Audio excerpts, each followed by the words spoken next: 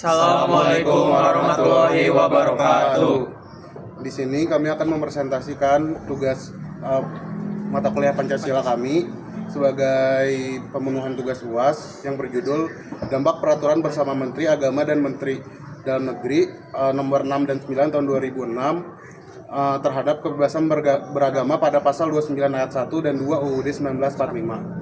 Perkenalkan, nama saya Fatih Aulia Rahman, NPM saya 211000297. Perkenalkan, nama saya Ferdiansa, NPM saya 24100361. Perkenalkan, nama saya Muhammad Rafi Firdaus dengan NPM 2410367. Perkenalkan, nama saya Muhammad Septian Putra Nur Malik dengan NPM 2410357. Perkenalkan, nama saya Negata Nautik dan NPM 24385. Di sini saya akan membacakan pendahuluan. Peraturan bersama Menteri atau PBM ialah regulasi yang dikeluarkan oleh pemerintah untuk mengendalikan serta menuntaskan isu-isu yang memerlukan koordinasi antara departemen terpaut. Tetapi kebijakan ini kerap kali memunculkan perdebatan. Paling utama berkaitan dengan hak-hak konstitusional semacam kebebasan beragama.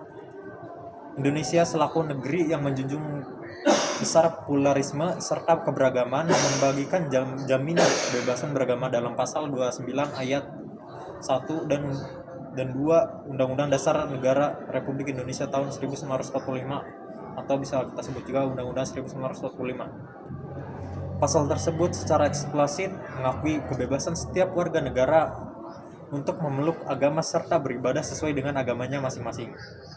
Tetapi timbulnya sebagian peraturan bersama menteri terpaut aktivitas keagamaan memunculkan persoalan. Apakah peraturan tersebut menghalangi ataupun malah menunjang kebebasan beragama yang dipastikan oleh konstitusi? Artikel ini akan membahas dampak dari peraturan bersama menteri terhadap kebebasan beragama, khususnya terkait dengan implementasi pasal 29 ayat 1 dan 2 Undang-Undang Dasar 1945 dan menganalisa potensi konflik antara regulasi tersebut dengan hak dasar konstitusional warga negara. Di sini ada metode yang kami gunakan. Penguasa artikel ilmiah ini menggunakan metode kualitatif yang deskriptif dan analitis dengan pendekatan normatif dan fakta empiris yang ada sehingga dapat memberikan pemahaman mendalam tentang fenomena sosial. Penulisan artikel ini menggunakan bahan pengajian berupa penggunaan bahan hukum primer berupa UUD 1945 dan bahan pendukung melalui pendekatan berdasarkan literatur berupa jurnal ilmiah dan buku-buku mengenai kebebasan beragama sebagai hak asasi yang melekat pada setiap manusia. Analisa yang dilakukan melalui penelaahan mendalam berbagai sumber hak asasi manusia dan peraturan yang menjamin dengan korelasinya terhadap fakta empiris yang ada di dalam kehidupan bermasyarakat dan bernegara. Penelitian yang ada juga melibatkan berbagai fakta kasus intoleransi yang terjadi di masyarakat, sehingga penelitian dapat menghasilkan kesimpulan yang tepat berdasarkan fakta sosial yang berada di masyarakat. Sekian dari saya. Silakan lanjutkan oleh Septian. Lanjut ke pembahasan. Yang pertama, pembatasan kebebasan beribadah. Kebebasan beribadah adalah salah satu hak asasi manusia yang paling mendasar, yang seharusnya dijunjung tinggi dalam masyarakat yang beragam seperti Indonesia. Namun, dalam beberapa tahun terakhir, kita telah menyaksikan adanya pembatasan yang semakin ketat terhadap kebebasan ini, terutama melalui peraturan bersama menteri yang mengatur pendirian tempat ibadah. Pembatasan ini tidak hanya mengganggu hak individu untuk menjalankan keyakinan mereka, tetapi juga berpotensi menimbulkan ketegangan sosial di antara berbagai komunitas agama. Salah satu dampak paling nyata dari peraturan ini adalah kesulitan yang dihadapi oleh komunitas tertentu ditetapkan seringkali dianggap tidak adil dan memberatkan, sehingga banyak kelompok merasa terpinggirkan. Misalnya, dalam beberapa kasus, proses perizinan yang panjang dan rumit membuat komunitas agama tertentu tidak dapat memiliki tempat ibadah yang layak. Hal ini tentu saja menciptakan rasa frustasi dan ketidakpuasan di kalangan anggota komunitas tersebut yang merasa hak mereka untuk beribadah telah dilanggar. Lebih jauh lagi, pembatasan ini dapat memicu konflik antara kelompok agama yang berbeda. ketika satu kelompok merasa diuntungkan sementara yang lain terpinggirkan. Ketegangan dapat meningkatkan dan dalam beberapa kasus berujung pada protes atau bahkan kekerasan. Situasi ini sangat disayangkan.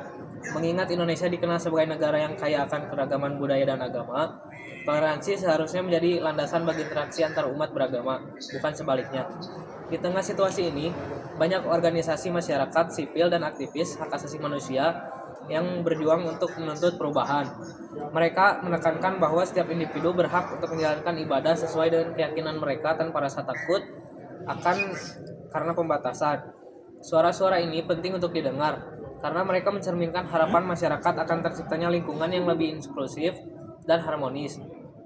Pemerintah sebagai pengambil keputusan memiliki tanggung jawab untuk mendengarkan aspirasi masyarakat. Dalam konteks ini, penting bagi mereka untuk mengevaluasi kembali peraturan yang ada dan memastikan bahwa kebebasan beribadah dilindungi. Dialog yang konstruktif antara pemerintah dan masyarakat sangat diperlukan untuk menemukan solusi yang adil dan berkelanjutan.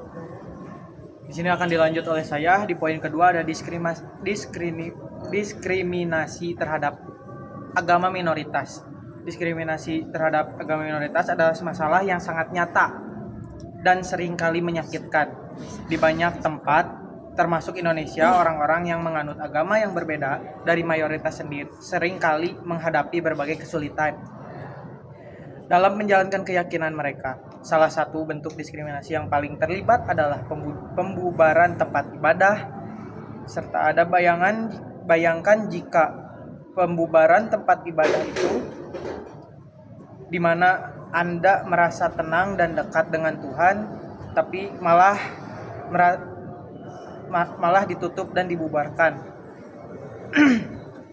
Ini adalah kenyataan yang dihadapi oleh banyak komunitas minoritas yang harus berjuang untuk mempertahankan hak mereka untuk beribadah, serta selain itu mendapatkan izin untuk mendirikan tempat ibadah baru bisa menjadi proses yang sangat sulit.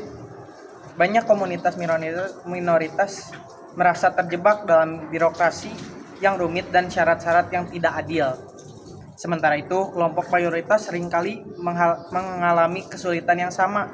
Hal ini menciptakan ketidakadilan yang mendalam dan membuat penganut agama minoritas merasa terpinggirkan. Kekerasan dan intimidasi juga menjadi masalah serius. Banyak yang penganut agama minoritas yang mengalami ancaman, baik secara fisik maupun verbal. Selanjutnya ada pengawasan yang berlebihan. Di dalam pasal 29 ayat 1 dan 2 Undang-Undang 1945 mengatur mengenai kebebasan beragama di Indonesia dengan bunyi 1. Negara berdiri atas dasar ketuhanan yang Maha Esa. 2. Negara ini menjamin hak setiap penduduk untuk menganut agamanya masing-masing dan untuk beribadah sesuai dengan agama dan keyakinannya tersebut. Namun dalam praktiknya, kebebasan beragama seringkali terpengaruh oleh peraturan-peraturan yang dikeluarkan oleh pemerintah, termasuk peraturan bersama Menteri atau PBM yang mengatur penyelenggaraan kerukunan umat beragama. Salah satunya adalah PBM nomor 9 dan 8 tahun 2006 mengenai pedoman pendirian rumah ibadah dan peran Forum Kerukunan Umat Beragama atau FKUB. Dampaknya, pengawasan yang berlebihan terhadap kebebasan agama. 1. Pembatasan pendirian rumah ibadah dipersulit. Yang kedua, diskriminasi terhadap kelompok agama minoritas. Dan yang ketiga, erosi prinsip kebebasan beragama. Lalu selanjutnya saya akan membahas mengenai konsekuensi hukum dan sosial dari permasalahan yang ada. Peraturan bersama Menteri antara Kementerian Agama dan Kementerian Dalam Negeri nomor 9 dan 8 tahun 2006 ini merupakan peraturan pelaksana yang mengatur mengenai kehidupan dan kerukunan masyarakat dalam beragama. Peraturan ini semestinya lahir sebagai peraturan yang menjalankan amanat Undang-Undang Dasar Negara tahun 1945 pasal 29 ayat 1 dan 2 yang menjamin bahwa setiap warga negara memiliki kebebasan untuk memeluk agamanya masing-masing dan menjalankan peribadatannya. Namun dalam pelaksanaannya masih sering terjadi kasus-kasus seperti diskriminasi, intimidasi, dan persekusi terhadap kaum minoritas. Dalam peraturan ini juga terkhusus di pasal 14 pada pasal 14 ayat 2 dijelaskan bahwa ada beberapa persyaratan seperti mengumpulkan 90 KTP dari penganut agama yang ingin mengajukan rumah ibadah, dan 60 KTP dari orang yang mendukung tentang pembangunan rumah ibadah ini sendiri. Namun peraturan ini seringkali mempersulit kebebasan masyarakat untuk memeluk agamanya dan menjalankan ibadahnya sendiri. Seperti yang kita ketahui, di Indonesia ini ada 6 agama, yaitu Islam, Konghucu, Buddha, Kristen, dan Protestan. Ini menunjukkan bahwa Indonesia merupakan negara yang memiliki keberagaman agama. Oleh karenanya perlu adanya sikap toleransi agar menjaga keberagaman ini tetap berjalan dengan tertib dan harmonis. Di Indonesia sendiri masih banyak kasus-kasus intimidasi dan persekusi terhadap kebebasan beragama dan menjalankan ibadahnya. Seperti halnya dalam konteks hukum, seringkali ada beberapa masyarakat yang dipersulit membangun rumah ibadah dari segi administrasi dan birokrasi. Hal ini bisa kita lihat dalam contohnya, yaitu di pembangunan Gereja Kristen Pasundan atau GKP di Denpasar, di Asivia, pembangunan musola di Denpasar, Gereja Batak Karo Protestan di Pasar Minggu, dan masih banyak yang lainnya. Hal ini menjadi sebuah bentuk pelanggaran terhadap kebebasan beragama yang serius. Selain itu, peraturan ini juga seringkali dijadikan alasan bagi masyarakat atau pihak yang berkewenangan, yang semestinya berkewenangan untuk mempersekusi orang untuk beribadah bahkan di ranah privat. Seperti halnya terdapat kasus di Universitas Kristen Pamulang, umat-umat Kristen di sana menjalankan ibadah sendiri, ibadah rosario di rumahnya, namun dipersekusi, dan ini mengakibatkan ada mahasiswa yang terluka karena dilukai oleh warga. Lalu juga sempat ada kasus di Manado di mana penolakan pembangunan gereja yang berakibat sehingga menghilangkan nyawa orang lain. Hal ini menjelaskan bahwa peraturan ini memiliki dampak sosial dan hukum yang serius bagi masyarakat. Lalu pada bagian kesimpulan, peraturan bersama menteri antara Menteri Agama dan Menteri Dalam Negeri ini mengatur pedoman, semestinya mengatur ketertiban beragama di masyarakat. Namun meskipun bertujuan untuk menciptakan kerukunan, implementasi peraturan ini seringkali mengarah pada pengawasan berlebihan dan membatasi hak kelompok agama tertentu, khususnya minoritas. Pengawasan berlebihan ini terlihat dalam pembatasan pendirian rumah ibadah, diskriminasi terhadap kelompok minoritas, dan intervensi negara yang tidak netral, bahkan hingga intervensi terhadap kebebasan beragama di ranah privat, sehingga memicu konflik yang horizontal di masyarakat. Kondisi ini bertentangan dengan amanat konstitusi yang menjamin kemerdekaan setiap individu untuk beribadah sesuai agamanya sebagai hak asasi manusia.